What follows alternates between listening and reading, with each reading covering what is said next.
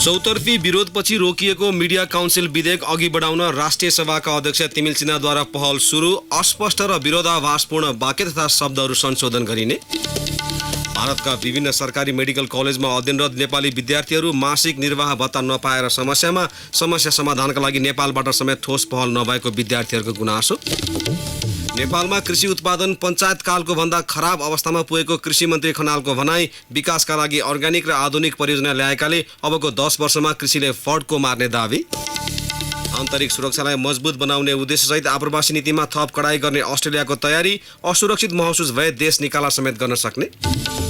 र Everest premier league cricket फागुन 17 देखि चैत 1 गतेसम्म हुने। अन्तर्राष्ट्रिय कम्पनीहरूसँग मिलेर काम गर्ने आयोजकको तयारी। नमस्कार, कान्तिपुर डायरीका साथमा सूरज र म पवन। सुरु गरौँ अहिलेसम्मका प्रमुख प्रसङ्गबाट।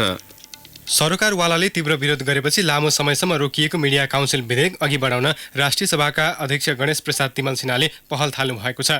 सिंहदरबार स्थित आफ्नै कक्षमा आज राष्ट्रिय सभाका प्रतिनिधित्व गर्ने 4वटै दलका प्रतिनिधिलाई बोलाएर छलफल गर्नुभएको हो।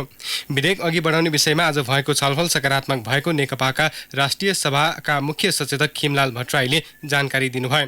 नेपाल पत्रकार महासंघसँग भएको सहमति अनुसार नै विधेयकमा भएका अस्पष्ट र विरोधाभासपूर्ण वाक्य तथा शब्दहरू दफावार छलफलका क्रममा संशोधन गर्ने गरी विधेयक अघि बढाउने तयारी भएको भट्टराईले बताउनुभयो। सञ्चार मन्त्री सहितको छलफल सकारात्मक भएकाले शीर्ष नेतृत्वसँगको छलफलपछि भोलि पुनः छलफल गरेर निष्कर्षमा पुग्ने कांग्रेसको राष्ट्रिय सभाका सचेतक सरिता प्रसाईले जानकारी दिनुभयो। सरकारले गत वैशाख 27 गते मिडिया काउन्सिल विधेयक राष्ट्रिय सभाको विधेयक शाखामा दर्ता गरेपछि मिडियालाई कमजोर बनाउने गरी विधेयक आएको भन्दै पत्रकार महासंघ सहितका सरकारवालाहरूले विरोध गरेका थिए।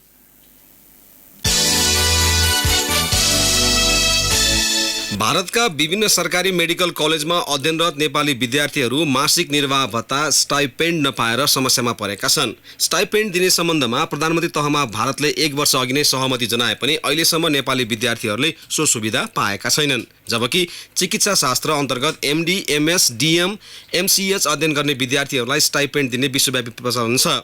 नेपालमा पढ्ने भारतीय विद्यार्थीहरूले समेत मासिक रूपमा त्यस्तो भत्ता पाइरहेका छन्। हाल दिल्लीको all India institute of medical science AIIMS, चण्डीगढको post graduate institute of medical education and research र पोन्डिचेरीको Jawaharlal institute of post graduate medical education and रिसर्चमा गरी 150 भन्दा बढी नेपाली विद्यार्थी अध्ययनरत छन्।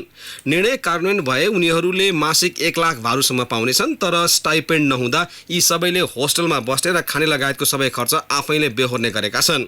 सुविधा प्राप्तिका लागि 6 वर्षदेखि आवाज उठाए पनि माग कार्यान्वयनका लागि भारतीय पक्ष गम्भीर नबनेको उनीहरूको गुनासो छ। प्रधानमन्त्री केपी शर्मा ओली र परराष्ट्र मन्त्री प्रदीप कुमार गेवालीलाई काठमाडौँमा भेटेर समस्याबारे जानकारी गराए पनि नेपाल सरकारबाट समेत ठोस पहल नभएको गुनासो विद्यार्थी प्रतिनिधि डाक्टर सागर पौडेलले बताउनुभयो। भारतका प्रधानमन्त्री नरेन्द्र मोदीको नेपाल भ्रमणका क्रममा नेपाली पक्षले विषय उठान गरे पनि फलोअप नहुँदा रकम निकासा नभएको पौडेल बताउनुहुन्छ। भारतका लागि नेपाली राजदूत निलाम्बर आचार्यले भारतीय पक्ष समस्याबारे जानकार रहेको दावी गर्दै पटक पटक ध्यानाकर्षण गराए पनि कार्यान्वयन हुन नसकेको बताउनुभयो। सिङ्गापुरमा स्वास्थ्य परीक्षण सकेर प्रधानमन्त्री केपी शर्मा ओली आज स्वदेश फर्कनु भएको छ। प्रधानमन्त्री ओली थाई एयरवेजबाट दिउँसो 12:15 बजे काठमाडौँ आइपुग्नु भएको हो। सिङ्गापुरको नेसनल युनिभर्सिटी अस्पतालमा गरिएको नियमित परीक्षणबाट प्रधानमन्त्री ओलीको स्वास्थ्य अवस्था सामान्य पाइएको उहाँको निजी सचिवालयले जनाएको छ। नियमित स्वास्थ्य परीक्षणको लागि प्रधानमन्त्री ओली गत 18 गते सिङ्गापुर जानुभएको थियो। भारतको दिल्ली स्थित इन्द्रप्रस्थ अपोलो अस्पतालमा 12 वर्ष अघि मृगौला प्रत्यारोपण गरेका प्रधानमन्त्री ओलीको 6 वर्षसम्म हातमा संक्रमण भएको थियो। दिल्ली र थाइल्यान्डमा लामो समयको उपचारपछि संक्रमण निको भएको थियो। ओली सिङ्गापुर, दिल्ली र थाइल्यान्डमा निरन्तर उपचार गराउँदै आउनु भएको छ।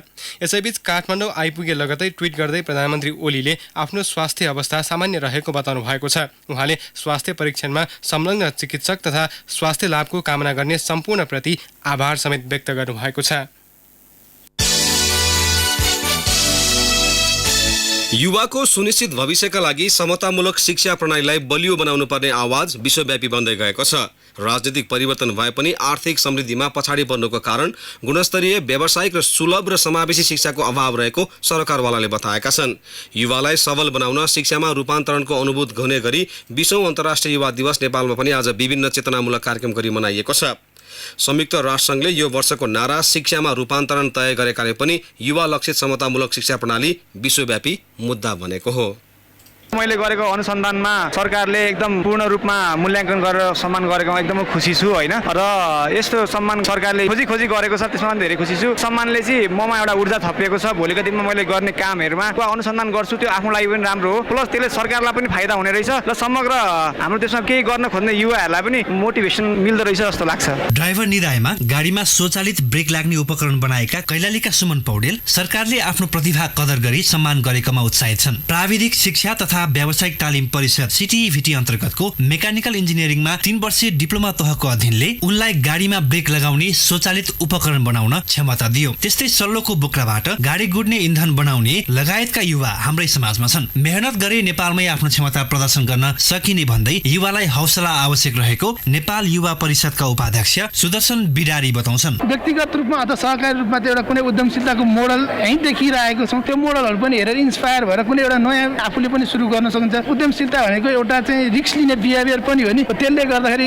रिस्क लिनु ताकि यही देशमा केही सम्भावना छ भनेर तपाईँहरूले अरूलाई पनि देखाउन सक्नुहोस्। करिब 1/3 जनसङ्ख्या ओगटेको युवा मध्ये झण्डै आधा मुलुक बाहिर छन्। भएका मध्ये पनि 9 लाखको हाराहारीमा बेरोजगार रहेको सरकारी तथ्याङ्क छ। श्रम तथा रोजगार मन्त्रालयको तथ्याङ्क अनुसार वैदेशिक रोजगारमा गएकालाई 100% मान्दा त्यसको 2% अर्थात् जम्मा 1 लाख युवा दक्ष कामदारका रूपमा परिचित छन्। दक्ष जनशक्ति उत्पादनका लागि प्राविधिक शिक्षामा जोड दिइरहेको सरकारको दाबी छ। युवा जनशक्तिलाई दक्ष बनाएर स्वदेशमै रोजगारी सिर्जना गर्नेतर्फ सरकार उन्मुख भएको उपप्रधान एवं रक्षा मन्त्री ईश्वर पोखरेल दाबी गर्छन्। एउटा अवसरको लागि आफ्नो वृत्ति विकासको लागि युवाहरू जान सक्छन्, तर आज हाम्रो देशमा बाध्यताले विदेश जानुपर्ने जो स्थिति छ यसलाई हामी बदल्न चाहन्छौँ। यो 1 वर्ष यता कमसे कम 1 लाख युवाहरू विदेश जाने कुराबाट त्यसको संख्या कम भएको छ। हामी के चाहन्छौँ भने बाध्यताले जानुपर्ने अवस्था सधैँको लागि अन्त होस्। स्वदेशमा रोजगारको अवसर नपाई युवा विदेशी रहँदा विदेशी कामदारले भने नेपालमा प्रशस्त रोजगार पाइरहेका छन्, जसबाट श्रम बजारमा खट्न सक्ने जनशक्ति राज्यले गुमाएको त छ नै, विदेशी श्रमिकलाई काममा लगाउँदा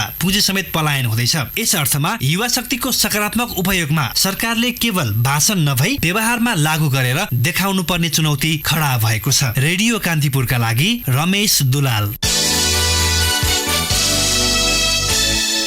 विश्व स्वास्थ्य संगठनले काठमाडौँ उपत्यकामा डेङ्गुको महामारी फैलन सक्ने चेतावनी दिएको छ। संगठनका 2 विज्ञले हालै गरेको काठमाडौँ भ्रमणपछि यस्तो चेतावनी दिएका हुन्। अध्ययनका क्रममा काठमाडौँ उपत्यकाका कैयौँ स्थानमा डेङ्गु सार्ने एडिस एब्जेटाई र एडिस एब्लोपिक्टस जातका लामखुट्टे अन्डा र लार्वा भेटिएको उनीहरूको भनाइ छ। काठमाडौँ उपत्यकाको हालको मौसममा डेङ्गुका कीटाणु तीव्र रूपमा फैलन सक्ने भएकाले जोखिम पनि उच्च रहेको निष्कर्षमा उनीहरू पुगेको एपिडेमियोलोजी तथा रोग नियन्त्रण महाशाखाका निर्देशक डाक्टर विवेक कुमार लालले बताउनुभयो।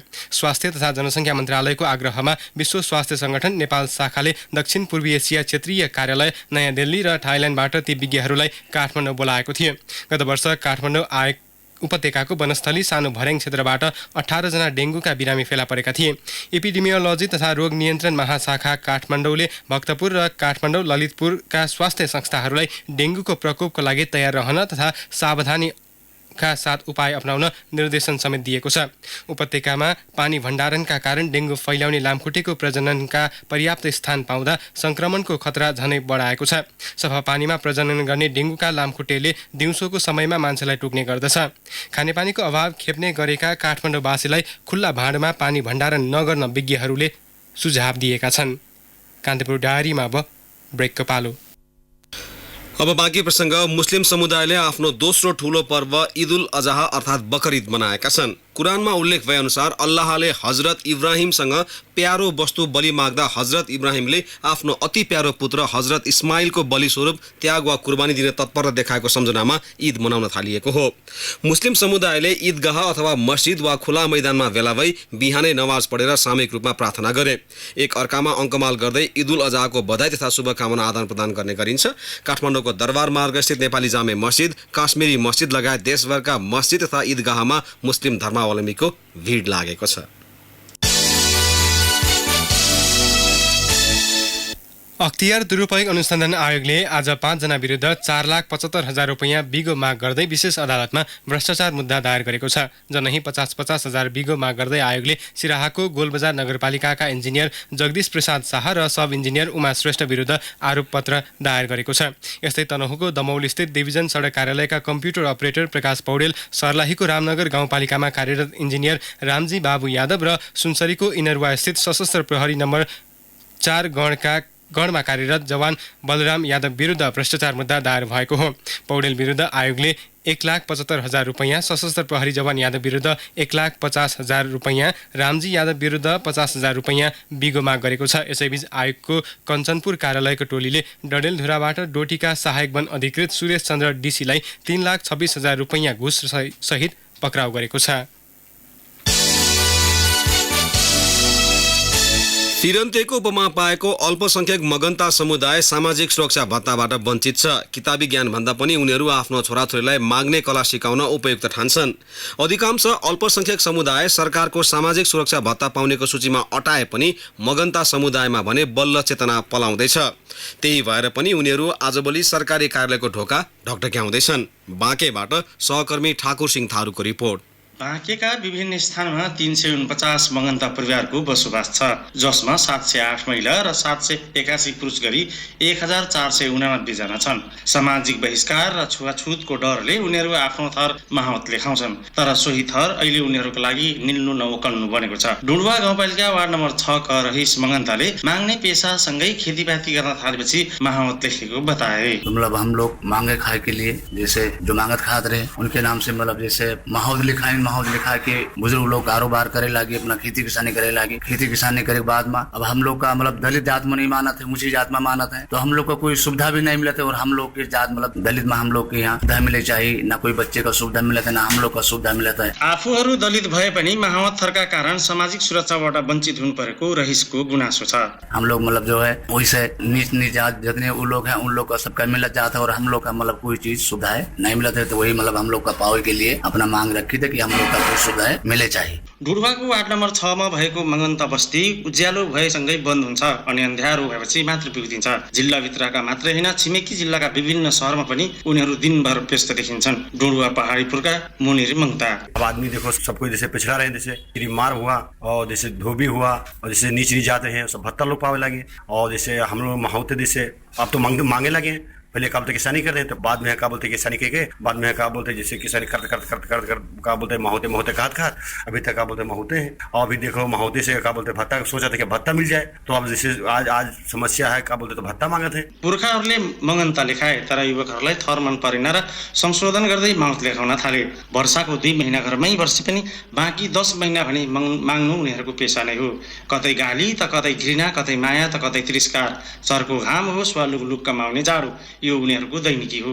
परिवर्तित समयका कारण आफ्नो परम्परा लोप हुने अवस्थामा पुगेको भन्दै चिन्ता व्यक्त गर्छन् मगन्ता अगुवा शोभाराम मगन्ता। सदियौंदेखि माग्दै खाँदै आएको मगन्ताहरू हुन्। त्यही भएर आज हाम्रो यो सरकारद्वारा पाउने सेवा सुविधाहरूबाट वञ्चित छन् अनि धेरै दुःख र कष्टमा उनीहरू जीवन बिताइरहेछन् माग्दै खाँदै। र जस्तो नेपालगञ्जमा मागे खाने अनि त्यसपछि यो ठाउँमा धेरै दिन भइसकेपछि कोलपुरमा गएर माग्ने खाने, यस्तै ठाउँ मागेर खाँदै र फेरि त्यो जीवन बिताइरहेका छन्। त्यही कारणले हाम्रो माहौत मगन्ताहरूलाई सरकारद्वारा पाउने सेवा सुविधाहरू पनि पाउनु पर्यो। एकै ठाउँमा बसिरहँदा पेसा सङ्कटमा पर्ने बारे उनीहरूमा राम्रो हिक्का छ। त्यही भएर पनि बेला बेलामा बसाइ सर्नु उनीहरूको बाध्यता हो। तर त्यही बसाइ सराइले टुङ्गोको बास मात्र उनीहरूबाट खोसेको छैन, बालबालिका पनि विद्यालय जानबाट वञ्चित बन्ने गरेका छन्। रेडियो कान्तिपुरका लागि ठाकुर सिंह थारू, बाँके। अब केही समाचार संक्षेपमा। स्वास्थ्यमा सुधार आएपछि नेपाली कांग्रेसका नेता प्रकाश मानसिंह 8 दिनपछि डिस्चार्ज हुनुभएको छ। हाई सुगर, उच्च ज्वरो र पिसाबमा संक्रमण देखिएपछि उपचारको लागि उहाँ गत सोमबार मेडिसिटी अस्पताल भर्ना हुनुभएको थियो। झापाको बिर्तामोड नगरपालिका 7, 8 र 9 को संयुक्त वडा कार्यालयमा बम विस्फोट भएको छ। अपरिचित व्यक्तिहरूले कुकर बम विस्फोट गराएको वडा नम्बर 8 का वडा अध्यक्ष अजय कार्कीले जानकारी दिनुभयो। संस्थामा भ्रष्टाचार र अनियमितता बढेको तथा असंवैधानिक रूपले साधारण सभा बोलाएको भन्दै जिल्ला प्रशासन कार्यालय काठमाडौँले नेपाल रेड क्रस सोसाइटीलाई स्पष्टीकरण सोधेको छ। 24 घण्टाभित्र स्पष्टीकरण बुझाउन प्रशासन कार्यालयले रेड क्रसलाई निर्देशन दिएको हो। लुम्बिनी भ्रमण वर्ष 2076 को 2 महिनामा 1,61,22,000 रुपियाँ खर्च भएको प्रदेश 5 सरकारले जनाएको छ। 20 लाख पर्यटक भित्राउने केन्द्र सरकारको लक्ष्य प्राप्तिका लागि सहयोग पुर्याउने उद्देश्यसहित प्रदेश सरकारले जेठ 4 गतेदेखि लुम्बिनी भ्रमण वर्ष मनाइरहेको छ। पश्चिम बेल्टमा दुर्लभ एकसिङे गैंडाको संख्या बढेसँगै चितवन राष्ट्रिय निकुञ्जले पूर्वी बेल्टमा वासस्थान व्यवस्थापनको कामलाई प्राथमिकता दिने भएको छ। निकुञ्जले पूर्वी बेल्टमा घाँसे मैदान र पोखरी व्यवस्थापनको काम अघि बढाउने भएको हो। पछिल्लो गणना अनुसार निकुञ्जमा 665 गैंडा छन्। सामुदायिक वन समितिका पदाधिकारीको मिलेमतोमा नवलपरासीको विनय त्रिवेणी गाउँपालिकामा करिब 100 वटा रुख कटान गरिएका छन्। विनय त्रिवेणी गाउँपालिका 5 को पालदेवी सामुदायिक वनको खगरा गाउँ नजिक स्थानीय वन समितिको पदाधिकारीको मिलेमतोमा रुख फडाउने भएको वन कार्यालयको भनाइ छ। र पहिरोले पेनस्टक पाइपमा क्षति पुर्याएपछि डोल्पाको जैरीगाड साना जलविद्युत उत्पादन गृहबाट विद्युत वितरण अवरुद्ध भएको छ। गैरीगाड साना जलविद्युत उत्पादन गृहको नहरमाथिबाट आज बिहान पहिरोसँग आएको ढुङ्गाले नहरको पेनस्टक पाइप फुटाइदिएको छ। कान्तिपुर डायरीमा अब जनकपुर डायरीको पालो। जनकपुर डायरीबाट सन्तोष सिंहको नमस्कार। प्रदेश सभा बैठकमा सरकारको गतिविधि र निर्वाचन क्षेत्रको समस्या राखे पनि सरोकारवालाले व्यवस्था गरेको प्रदेश 2 का प्रदेश सभा सदस्यहरूले आरोप लगाएका छन्। प्रदेशको गतिविधिबारे उठाएको प्रश्नबारे लामो समयसम्म सरकारबाट कुनै प्रतिक्रिया नआएको भन्दै सांसदहरू रुष्ट छन्। प्रतिपक्ष नेकपाकी सांसद शारदा देवी थापाले निर्वाचन क्षेत्रका जनताको समस्याबारे पटक पटक सदनलाई जानकारी गराउँदा पनि सरकारबाट कुनै जवाफ नआएको भन्दै सरकारको गैर जिम्मेवारीपनका कारण संसदीय व्यवस्थाको मानमर्दन भएको बताउनुभयो। धनुषाका अधिकांश सामुदायिक विद्यालयले माध्यमिक परीक्षा एसईई उत्तीर्ण भएका विद्यार्थीबाट चर्को शुल्क असुल्ने गरेको पाइएको छ। एसईई उत्तीर्ण गरेका विद्यार्थीबाट सामुदायिक विद्यालयले प्रमाणपत्र बापत 2000 रुपैयाँसम्म लिएको पाइएको हो। प्रमाणपत्रको दस्तुर बापत मात्र 250 रुपियाँ लिने व्यवस्था छ। तर विद्यालयले बिल काटेरै विद्यार्थीबाट मनोमानी शुल्क असुल्दै आएको हो। शिक्षा विकास तथा समन्वय इकाइ धनुषाले भने विद्यालयले मनोमानी रूपमा शुल्क असुली गरेको गुनासो नै नआएको जनाएको छ। गुनासो आएपछि विद्यालयले असुलेको बढी रकम तत्काल फिर्ता गर्न लगाउने इकाइ प्रमुख बर्खु प्रसाद रजकले बताउनुभयो। अविरल वर्षासँगै आएको बाढी र डुबानका कारण प्रदेश 2 का 8 जिल्लामा कृषि क्षेत्रमा ठूलो क्षति पुगेको छ। बाढीका कारण कृषि बाली र पशुपन्छीतर्फ 2 अर्ब 66 करोड रुपैयाँ बढीको क्षति पुर्याएको छ। कृषि बालीतर्फ 1 अर्ब 55 करोड र पशुपन्छीतर्फ 1 अर्ब 11 करोड रुपैयाँ बराबरको क्षति भएको प्रदेश 2 को भूमि व्यवस्था कृषि तथा सहकारी मन्त्रालयका अधिकृत अविनाश झाले बताउनुभयो। जानकी मन्दिरमा दिनहुँ दर्शनका लागि आउने धार्मिक पर्यटकको संख्या बढ्दो छ। तर मन्दिर परिसरमा जथाभावी थुप्रिएको निर्माण सामग्री र मन्दिर प्रवेश गर्ने सडकको हालत भने जर्जर छ। मन्दिर अगाडिको सडक धुलामे र हिलामे छ। सडकमा इँटा थुपारेका कारण सवारी आवत जावतमा समस्या हुने तथा मन्दिर अगाडि दिनभर जाम हुने समस्या भए पनि सरकारवालाको ध्यान जान सकेको छैन। मन्दिर वरपर थुप्रिएको फोहोरका कारण मन्दिर दुर्गन्धित बन्दै गएको छ। हस्त जनकपुर डायरी आजलाई यति नै। सन्तोष सिंह बिदा हुन्छु। नमस्कार। कान्तिपुर डायरीमा अब आर्थिक प्रसङ्ग। कृषि तथा पशुपन्छी विकास मन्त्री चक्रपाणी खनालले नेपालको कृषि क्षेत्र खस्किँदै गएको बताउनु भएको छ। अहिलेभन्दा पञ्चायतमा कृषि उत्पादन राम्रो रहेको उहाँको जिकिर छ। एसियन कृषि सम्मेलन तथा प्रदर्शनीको ललितपुरमा आज उद्घाटन गर्दै मन्त्री खनालले विगत 3 दशकमा कृषिको विकास हुन नसकेको बताउनुभयो। राजनीतिक परिवर्तन भएर दलका नेताहरूले नेतृत्व गरिसकेपछि को कृषि पञ्चायतको भन्दा बिग्रँदै गयो। यो भनिरहँदा कसैलाई नमिठो लाग्न सक्छ। किन समस्या भयो कृषिमा? यो साँच्चै त्यसपछिका हाम्रा फार्म केन्द्रहरू अनुसन्धानका दायराहरू बढाउनु भन्दा खुम्चँदै गएर अहिले कृषि पढ्ने हाम्रा साथीहरू उनीहरूले पास गर्न साथ कुन देशमा कसरी भिसा लगाएर जाने होला उनीहरूलाई चिन्ता त्यो छ कि यहाँ न हामीले काम दिन सक्छौँ न हामीले त्यो अनुसन्धान गरेकोलाई सम्मान गर्न सक्छौँ। मन्त्री खनालले मुलुकको कृषि क्षेत्रको विकासको लागि अर्ग्यानिक र आधुनिक परियोजना ल्याएको भन्दै अबको 10 वर्षमा नेपालको कृषिले फड्को मार्ने दावी गर्नुभयो। विज्ञहरूले गरेको अनुसन्धान किसानसम्म पुर्याउन सके मात्र कृषि क्षेत्रमा सुधार हुने उहाँको दावी छ। हामी दायित्व एउटा पन्छिन मिल्छ त सरकार भन्दा त्यो मिल्दैन। यो हल गर्ने नै सरकारले। मैले यो 1 वर्षभित्र अनुसन्धानको क्षेत्रमा तुरुन्त मैले के भने हामीले कुरा गरेर हुँदैन। यो अनुसन्धानलाई किसानमा पुर्याउने तरिका गरौँ।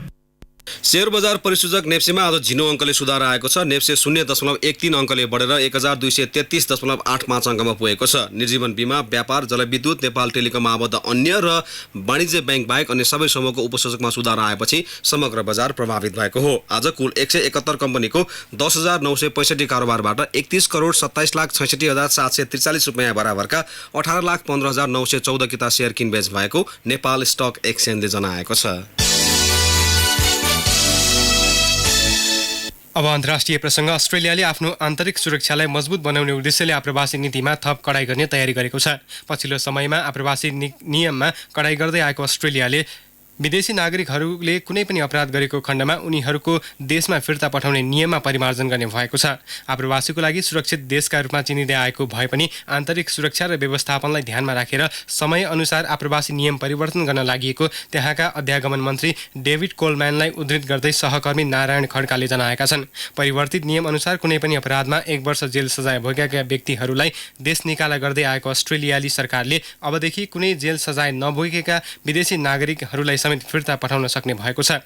कुनै पनि सजायमा 2 वर्षसम्म सजाय तोकिएको खण्डमा उनीहरूलाई अस्ट्रेलिया सरकारले अबदेखि उनीहरूकै देशमा फिर्ता पठाउने नियम सुरु गर्न लागेको हो।